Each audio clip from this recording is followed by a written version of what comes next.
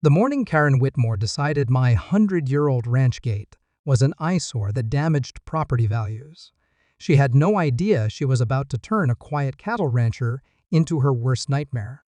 What started as a simple complaint about weathered wood and rusty hinges would end with me building something so spectacular, so undeniably perfect, that even the county inspector would call it a masterpiece, and Karen would never recover from the humiliation. I've lived on Blackwood Ranch for 15 years, inheriting the property from my grandfather, who built everything with his own hands back in 1924. The main gate, 12 feet wide, crafted from genuine cedar posts and wrought iron hardware, had welcomed visitors with its honest, weathered charm for nearly a century. Every morning, when I drove my pickup through those gates, the familiar creak of old hinges sounded like home.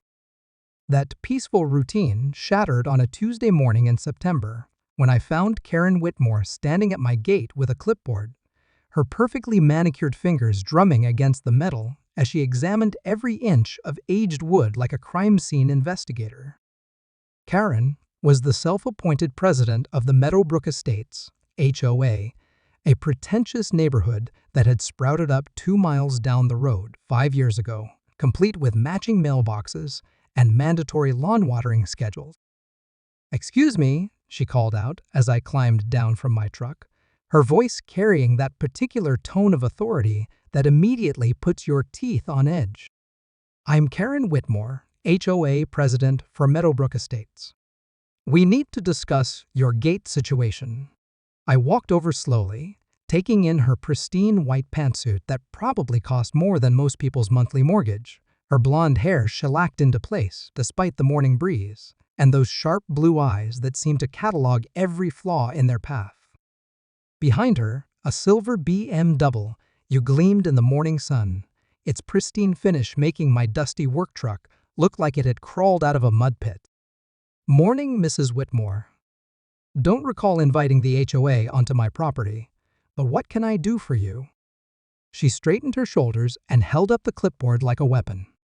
"This gate," she announced, waving her free hand toward the cedar posts, "is creating a significant negative impact on our neighborhood's aesthetic standards and property values. The wood is clearly rotting, the hardware is rusted beyond repair, and frankly, it looks like something from a Depression-era farm." I felt my jaw tighten, but kept my voice level.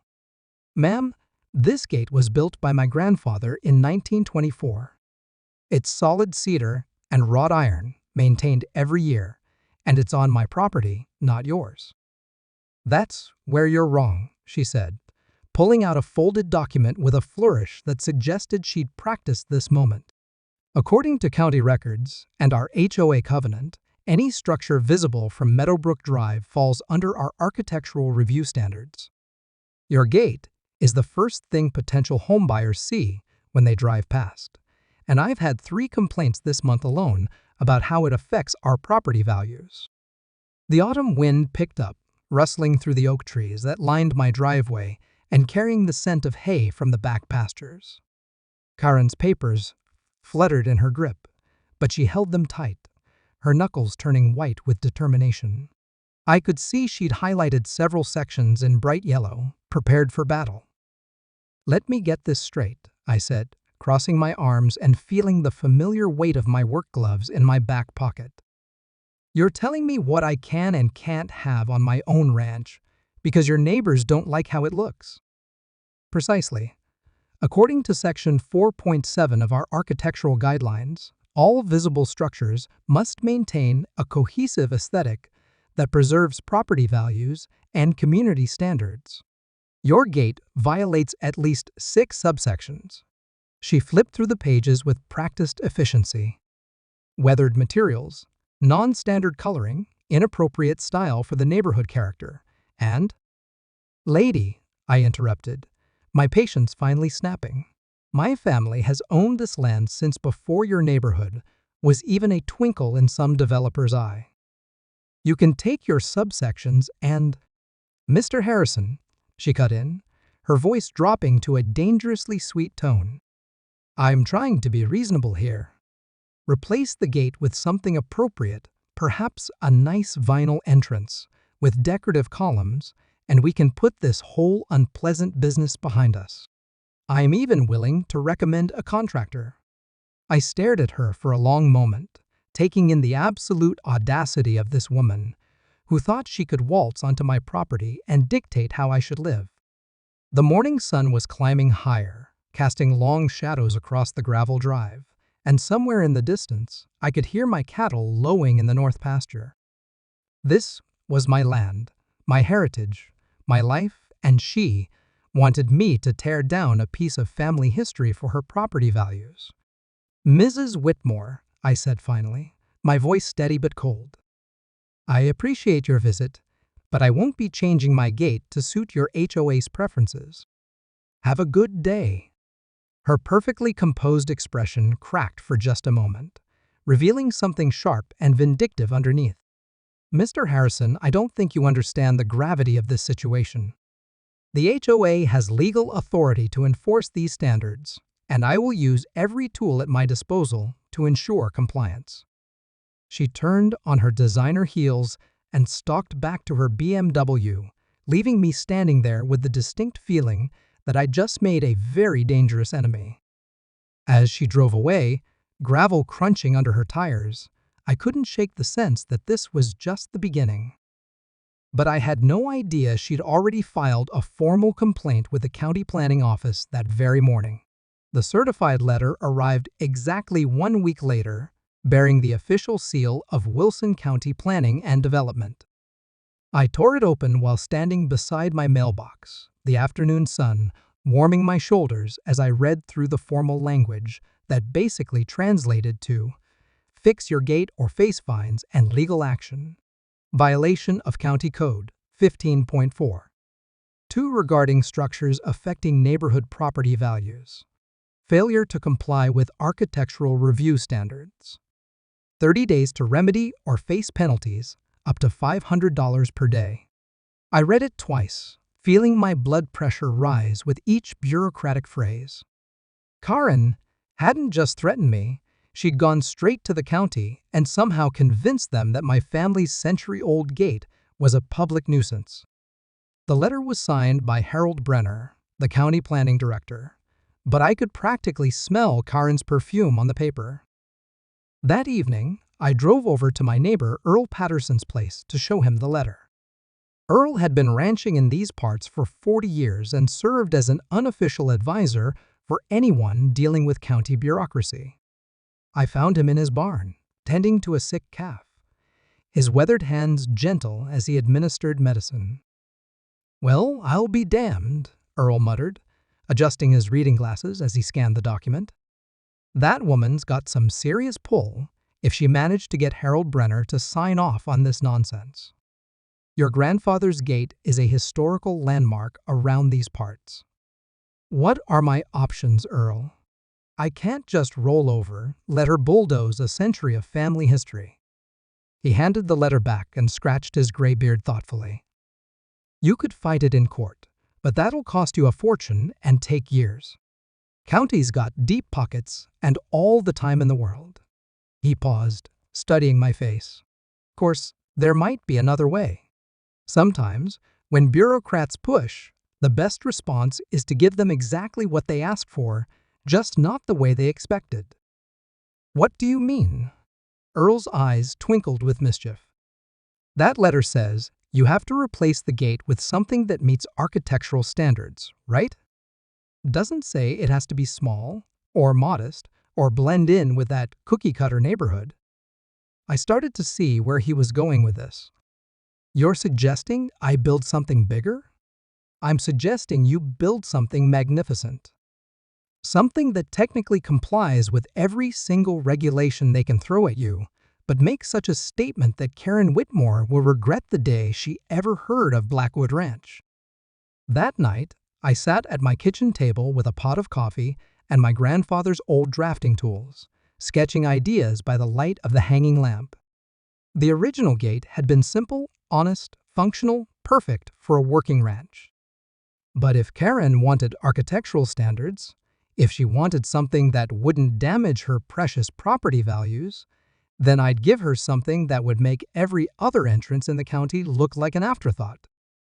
I started with the basics: reinforced steel framework, natural stone pillars, custom metalwork that would reference the ranch's history while meeting every modern building code. But as the night wore on and the coffee grew cold, my sketches became more elaborate.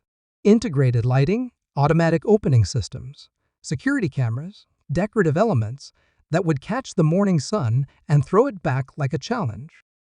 By dawn, I had the rough outline of something extraordinary, a gate that would honor my grandfather's legacy while sending an unmistakable message to Karen and her HOA.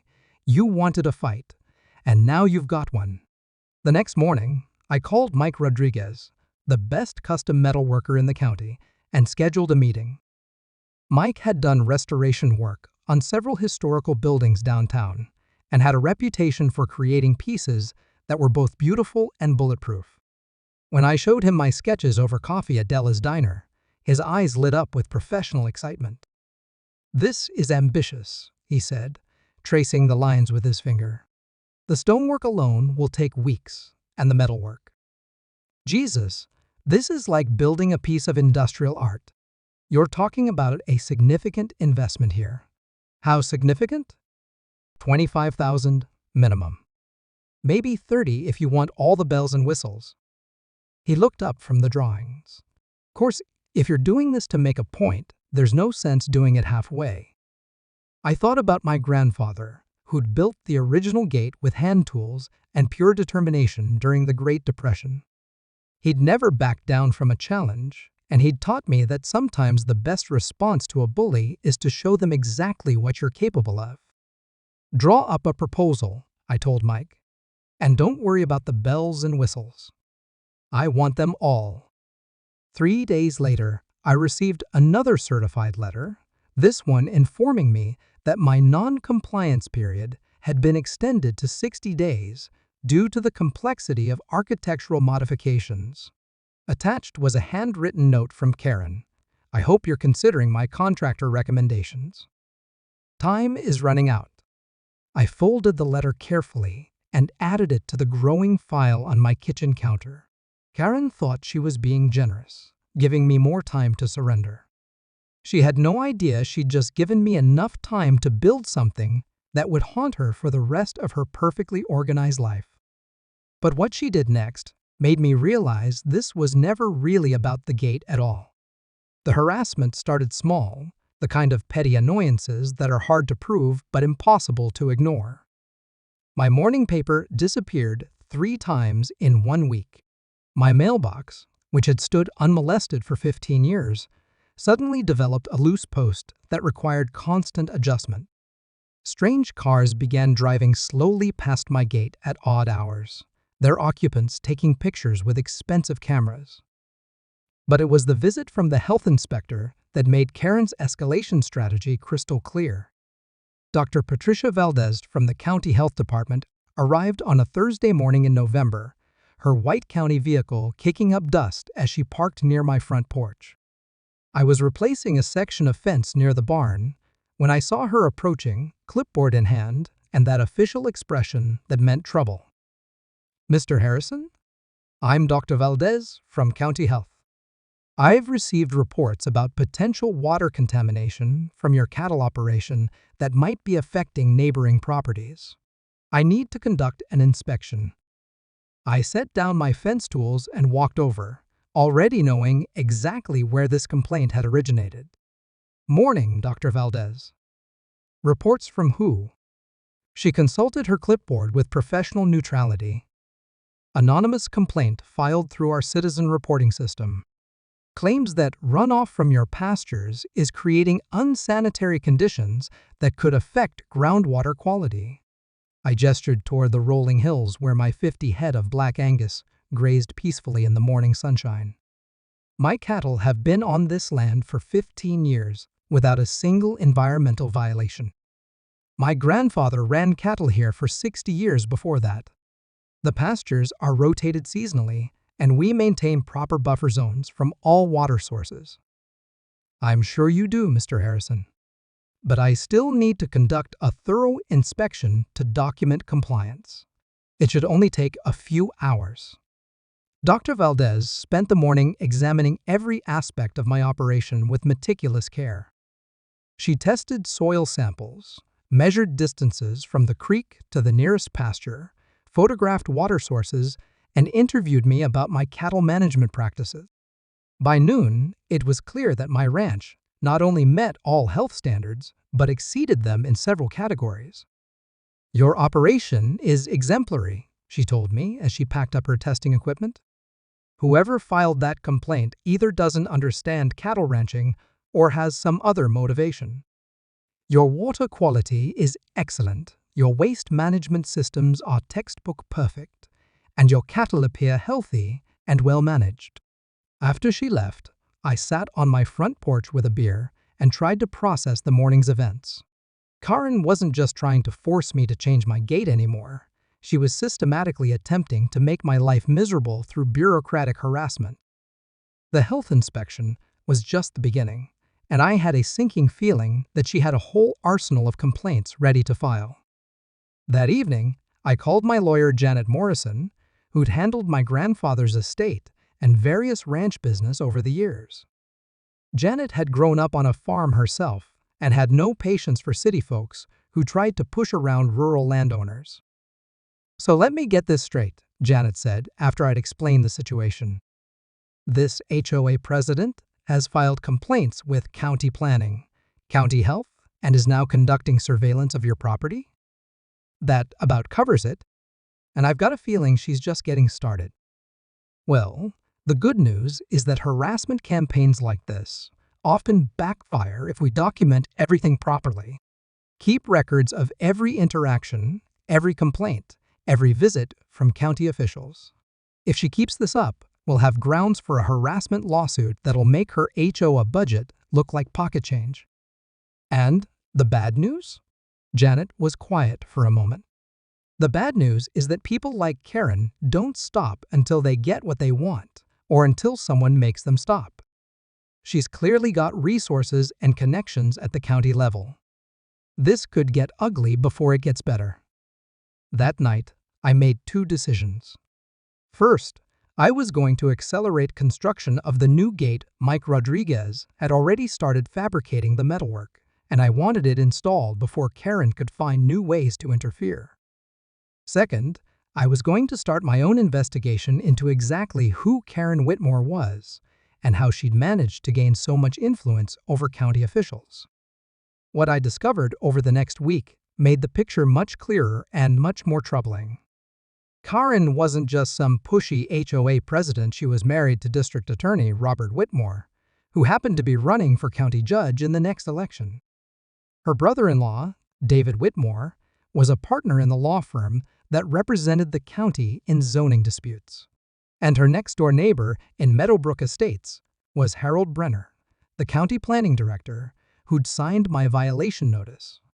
Karen hadn't just filed a complaint about my gate, she'd activated a network of family and political connections to wage a coordinated campaign against a single rancher who'd dared to tell her no.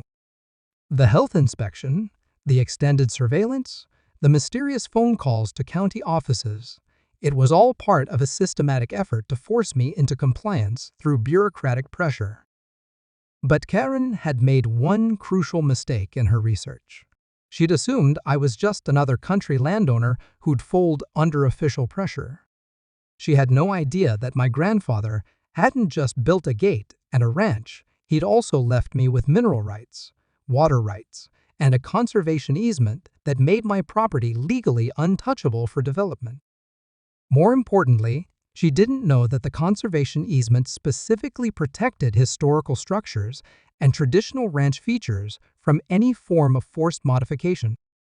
My gate wasn't just grandfathered in, it was legally protected as a historical landmark.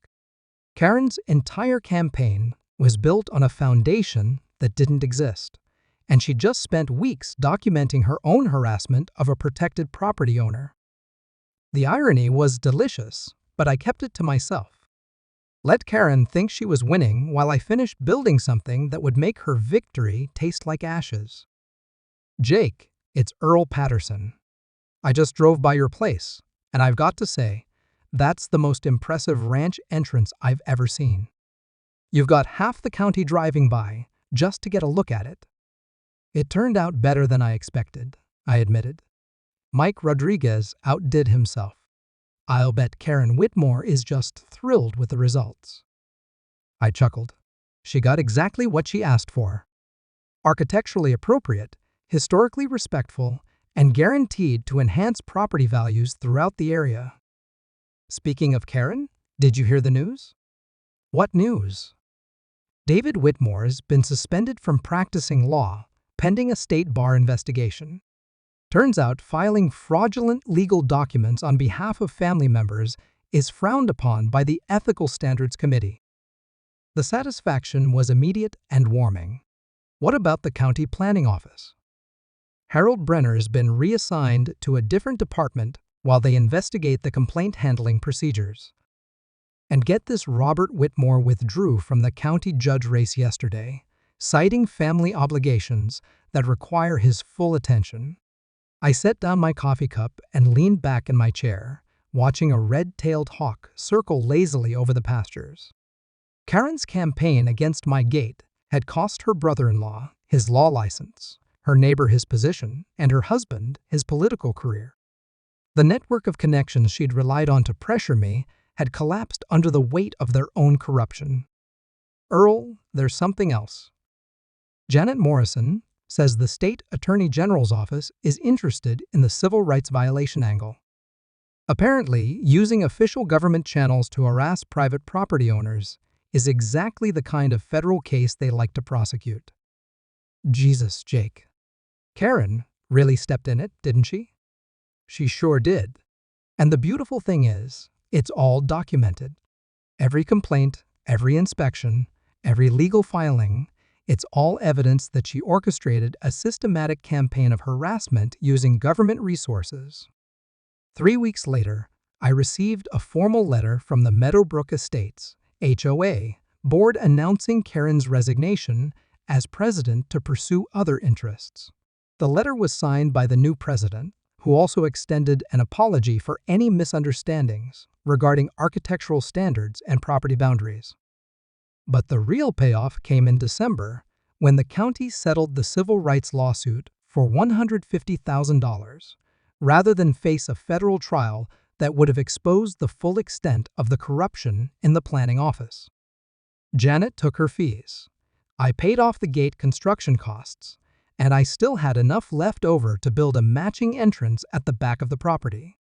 The final touch came in January, when the County Historical Society officially designated Blackwood Ranch as a protected historical site, complete with a roadside marker that mentioned the iconic entrance gate that exemplifies traditional ranch architecture. These days, tour buses occasionally stop at the gate, so visitors can take pictures of what the Historical Society calls one of the